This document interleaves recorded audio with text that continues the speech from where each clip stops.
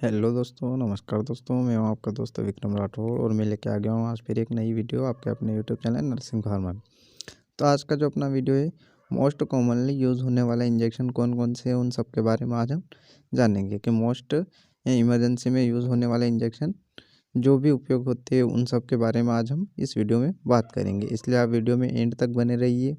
और उससे पहले अगर आपने हमारे चैनल पर नए हो तो चैनल को सब्सक्राइब करें, वीडियो को लाइक करें और वीडियो को एंड तक वॉच करें, तभी आपको समझ में आएगा। अगर आप मेडिकल स्टूडेंट हो के बारे में जानना आप बहुत ज़रूरी होता है। तो चलिए अब हम बात करते हैं। तो हम पहले इंजेक्शन लेते हैं कि दर्द तथा बुखार के लिए। तो दर्द तथा बुखार के लिए इंजेक्शन ले लेते हैं हम पहले।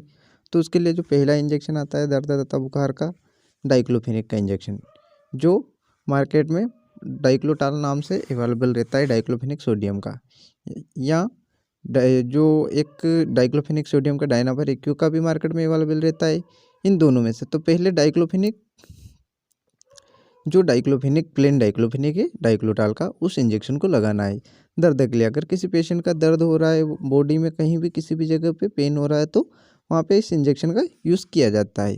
अगर ज़्यादा पेन हो रहा है तो डायनापर एक्यू को यूज़ किया जाता है। ठीक है, ठीक है, आ गया समझ में। इसके बाद वाला इंजेक्शन भैया कि जो बुखार के लिए, तो बुखार के लिए पीसीएम, पीसीएम का अर्थ होता है paracetamol, paracetamol injection, paracetamol injection इसका उपयोग की बुखार को उतारने के लिए, फीवर को कम करने के लिए इसका उपयोग, फीवर टेबलेट से नहीं उतर रहा है, ठीक है, तो तब उस स्थान पर इसका पीसीएम इंजेक्शन का यूज़ किया जाता है। ठीक है ना।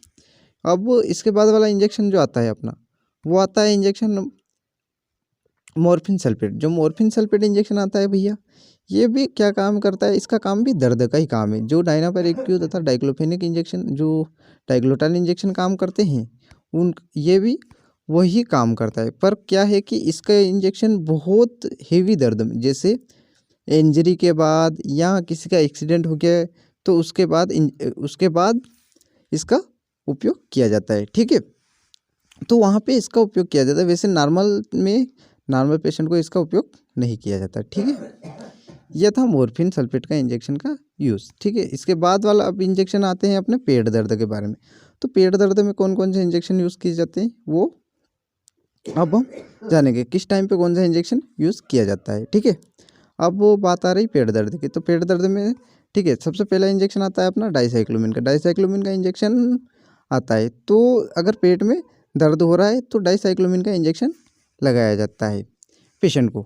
तो जो मार्केट में इसकी जो ब्रांड है वो मेप्टालिस्पास नाम से ये मार्केट में आपको मिल जाता है। ठीक है, जो ब्लू क्रॉस कंपनी इसको बनाती है तथा ये मार्केट में मेप्टालिस्पास नाम से मिलता है। तथा इसको भैया इसको ध्यान रखें, केवल आईएम यूज़ किया जाता है।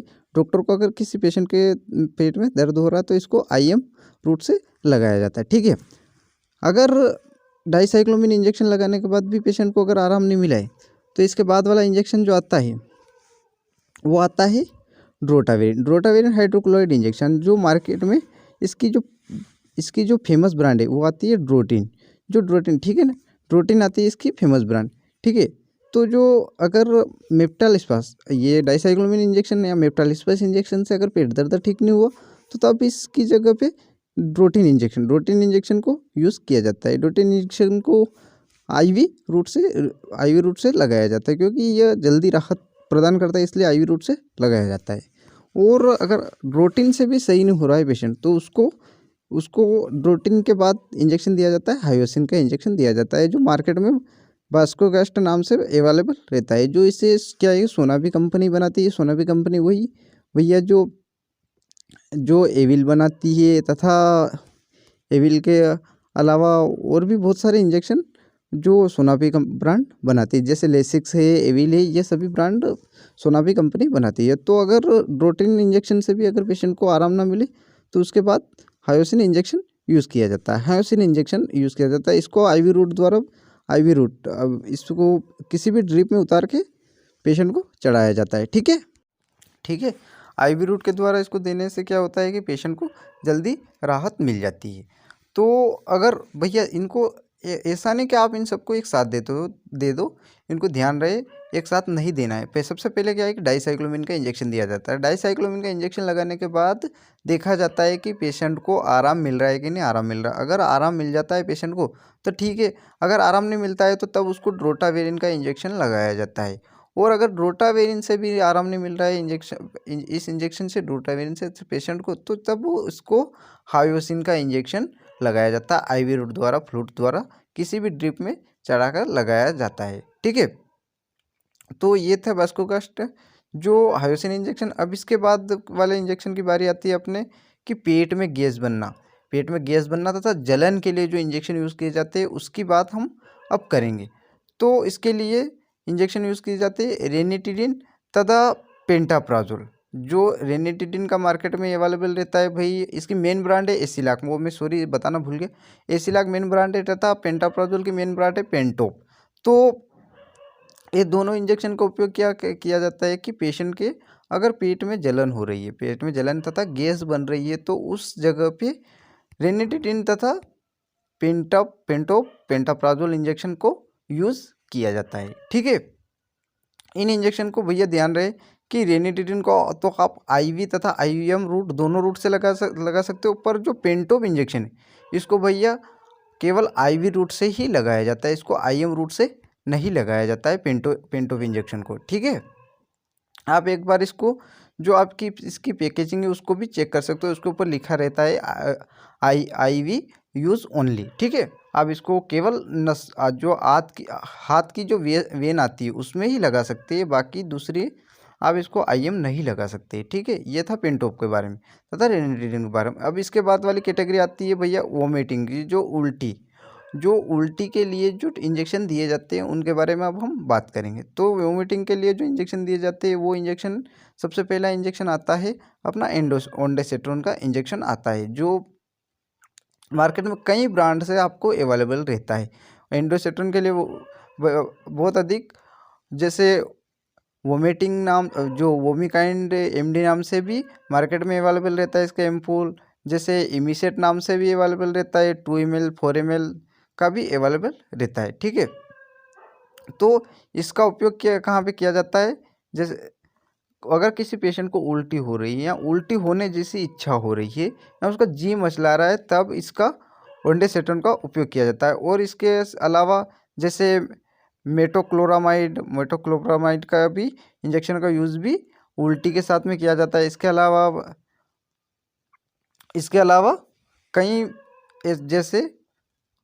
जैसे पेंटाप्राजोल तो हो गया था अपना जी मचलाना, अब ओंडेसेट्रोन भी हो गया था अपना उल्टी के बारे में। तो इसके साथ में अगर इससे एंडोसेट्रोन से अगर किसी पेशेंट को फर्क नहीं हो पड़ रहा है तो उसकी जगह मेटोक्लोप्रामाइड इंजेक्शन लगाया जाता है। ठीक है, अब इसके बाद वाले इंजेक्शन आते हैं भाई अपने एंटीबायोटिक ग्रुप के, कि पेशेंट, वैसे तो एंटीबायोटिक बहुत सारे हैं, जैसे बहुत सारे एंटीबायोटिक मैं उसका अलग से एक वीडियो बना रखा है, उसका लिंक मैं आपको डिस्क्रिप्शन में दे दूँगा।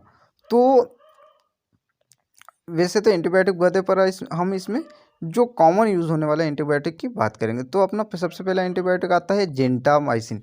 जो जेंटामाइसिन का इंजेक्शन है लगभग इसको सारे डॉक्टर यूज़ करते हैं। तो जो जेंटामाइसिन का इंजेक्शन है यह भी डॉक्टर द्वारा बहुत अधिक मात्रा में यूज़ किया जाता है। और दूसरा इंजेक्शन है इसके साथ में अमीगासिन इंजेक्शन का भी उपयोग किया जाता है। इनका उपयोग कहाँ किया जाता है कि जो एंटीबायोटिक अगर शरीर में कोई भी इन्फेक्शन हो गया है तो वहाँ पर इनका उपयोग, एंटीबायोटिक इंजेक्शन का उपयोग उस इन्फेक्शन को जड़ से ख़त्म करने के लिए इसका उपयोग किया जाता है।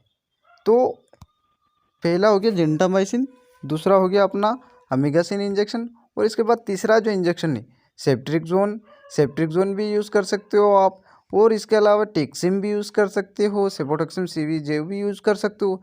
ये थे कुछ एंटीबायोटिक मैंने कुछ मेन इंजेक्शन लिए हैं। आप ये मत बताना कि भैया आपने उसके बारे में नहीं बोला, आप ये मत बोलना, मैंने कुछ इम्पोर्टेंट जो डॉक्टर द्वारा कॉमन यूज़ लिए जाते हैं। तो सेफ्ट्रिक्सोन, तो भैया सेफ्ट्रिक्सोन का क्या है कि बहुत सारे डॉक्टर AST टेस्ट करवाते हैं। AST टेस्ट का अर्थ होता है इसको बिना AST टेस्ट के किसी पेशेंट को नहीं लगाया जाता, पर इसको क्या है कि हर डॉक्टर इसे बिना AST टेस्ट के भी लगा देते हैं। तो भैया आप अगर मेडिकल स्टूडेंट तभी इसको ट्राई करें, वरना बिना डॉक्टर की सलाह के आप वीडियो देखकर कोई भी रिक्स अपने हाथ में ना ले और कोई भी अपने ऊपर ट्राई ना करे, ठीक है। तो अगर आप मेडिकल स्टूडेंट हो तो तथा आप डॉक्टर की सलाह के अनुसार ही काम करें। तो ये थे एंटीबायोटिक। अब इसके बाद बारी आती है भाई अपनी की एंटी एलर्जिक इंजेक्शन की। तो एंटी एलर्जिक इंजेक्शन में अपना पहला इंजेक्शन जो आता है, एलर्जिक मान लो एलर्जिक हो गई या किसी अन्य ड्रग या अन्य इंजेक्शन ने रिएक्शन कर दिया है, तो उसको रोकने के लिए यूज़ होने वाले इंजेक्शन। तो उसके रोकने के लिए सबसे पहला जो अपना इंजेक्शन होता है वही फेनिरामाइन मेलिट, इसकी मेन ब्रांड है एविल। फेनिरामाइन मेलिट का इंजेक्शन जो रहता है, अगर किसी को किसी ड्रग ने रिएक्शन कर दिया है या किसी कारण से उसको एलर्जी हो रही है, तो वहाँ पे इसका उपयोग, या शरीर पे लाल चकत्ते हो गए, इचिंग हो रही है, तो वहाँ पे इसका उपयोग किया जाता है फेनिरामाइन मेलिट का। और इसके साथ में एक और डेक्सोना डेक्सामेथासोन इंजेक्शन, इसकी मेन ब्रांड है डेक्सोना, जिसे जाइडस कंपनी बनाती है। इसे डेक्सा इसमें क्या है, डेक्सामेथासोन सोडियम, जो यह भी क्या है कि एलर्जिक जो को राहत प्रदान करता है डेक्सोना। इसके बाद हो गया अपना बेटनीसोल, जो बेटनीसोल का इंजेक्शन जो आता है, जो इसका भी उपयोग कहाँ पे, इसका भी उपयोग एंटी एलर्जिक में किया जाता है, ठीक है। तो और इसके अलावा अब बारी आती है अपनी, इनके अलावा अब बारी आती है ब्लीडिंग की, कि भाई शरीर से अगर ज़्यादा ब्लीडिंग हो रही है, जैसे महिलाओं के कई बार पीरियड में ज़्यादा ब्लीडिंग होना, और इसके अलावा कई बार महिलाओं जैसे किसी को चोट लग गई, एक्सीडेंट हो गया, तो वहाँ पे ब्लीडिंग ज़्यादा हो रही है, तो वहाँ पे यूज़ होने वाला इंजेक्शन जो रहता है, उसके लिए मैं आपको एक ही इंजेक्शन देने की सलाह लेता हूँ। और भी बहुत सारे इंजेक्शन है, पर आज मैं एक ही इंजेक्शन के बारे में बता रहा हूँ। अगर आप कमेंट करके बताओगे तो मैं और भी इंजेक्शन के बारे में वीडियो लाता रहूँगा। तो पहला इंजेक्शन है इसका ट्रेनेक्सामाइड एसिड, जो ये क्या है कि वहाँ के ब्लड को क्लोथ यानी रक्त का थक्का जमाने में थक्का जमाने का कार्य करता है ट्रेनेक्सामाइड एसिड। तो इसको उपयोग भी बहुत सारे डॉक्टर करते हैं, ठीक है। ये था ब्लीडिंग को रोकने का। अब इसके बाद वाला इंजेक्शन आते हैं कि अस्थमा को, सांस संबंधित व्यक्तियों को, इसका भी जो मैंने एक बड़ा अच्छा वीडियो पूरा डिटेल में समझा रखा है, उसका भी लिंक मैं आपको डिस्क्रिप्शन में दे दूँगा, वहाँ से आपको जाकर आपको पूरा वीडियो देख लेना है। तो अस्थमा के लिए भी डॉक्टर आपके द्वारा एक इंजेक्शन आता है, इटोफाइलिन एंड थियोफाइलिन दोनों की कॉम्बिनेशन वाला, डेरिफाइलिन नाम से मार्केट में अवेलेबल रहता है। इसको आपको उपयोग कर सकते हो, डेरिफाइलिन को उपयोग कर सकते हो अस्थमा के लिए, ठीक है। और इसके बाद वाला इंजेक्शन जो आते हैं कमजोरी को दूर करने के लिए, तो कमजोरी को दूर करने के लिए जो इंजेक्शन आते हैं वो न्यूरोबिन फोर्ट इंजेक्शन आता है। और इसके अलावा इंजेक्शन न्यूरोबिन फोर्ट के अलावा MVI इंजेक्शन, ये कमजोरी को दूर करता है, MVI इंजेक्शन, ठीक है। तो ये थे कुछ इंजेक्शन, कुछ इम्पोर्टेंट इंजेक्शन जिसे आपको रखना ज़रूरी होता है। तो ये था आज का वीडियो, अपना वीडियो। मैं आशा करता हूँ आपको ये वीडियो पसंद आया होगा। अगर वीडियो पसंद आए तो चैनल को सब्सक्राइब करें और वीडियो को लाइक करें। तो आगे मिलते हैं एक और नई वीडियो में, जब तक के लिए जय हिंद, जय भारत।